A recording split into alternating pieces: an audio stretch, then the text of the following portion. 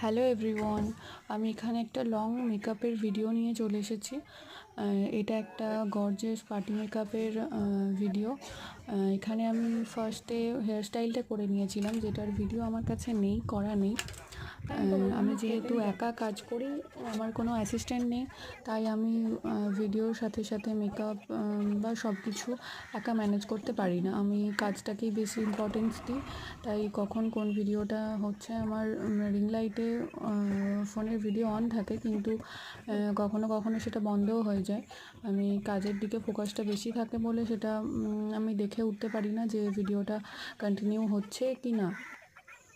তো এখানে তোমরা দেখতে পাচ্ছ মেকআপটা আমি step by step cleanser, toner, moisturiser করে নেওয়ার পর কালার কারেকশান, তারপরে ফাউন্ডেশন, পাউডার সব কিছু দিয়ে নিচ্ছি। ইনি একটা অ্যাডভান্স হেয়ারস্টাইল চেয়েছিলেন, কার্লসের উপরে একটা মেশি বান, সামনেটাও মেশি থাকবে, বানটাও মেশি থাকবে, সেরকম একটা হেয়ারস্টাইল চেয়েছিল।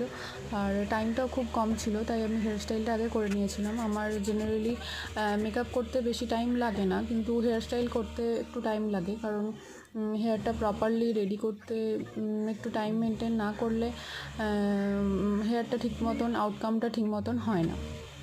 তো আমি এর জন্য ফার্স্টে হেয়ার স্টাইলটা করে নিয়েছিলাম, দেন তারপরে মেকআপটা করছিলাম। তো এখানে এই শাড়িটার সাথে তো একবারে এরকম ভায়োলেট কালারের একটা আইশ্যাডো আইলিডে দিলে তো ভালো লাগবে না, তাই আমি একটু পার্পলের উপরে আই লুকটা ক্রিয়েট করার চেষ্টা করছিলাম। আর এই দিদির চোখগুলো খুবই ছোট ছোট ছিল, তাই কাজল লুকটা এই দিদির ফেসের সাথে বা চোখগুলোর সাথে যাবে না বলে একটা সুন্দর আইলাইনার লুক আমি ক্রিয়েট করেছিলাম। অনলি আইলাইনার দিয়ে, কাজল আমি অ্যাভয়েড করেছিলাম, কারণ চোখগুলো খুবই ছোট ছোট ছিল। কাজলটা দিলে চোখগুলো আরও ছোট ছোট লাগছিলো, তাই আমি জাস্ট কর্নারে হালকা করে টাচ দিয়েছিলাম কাজলের।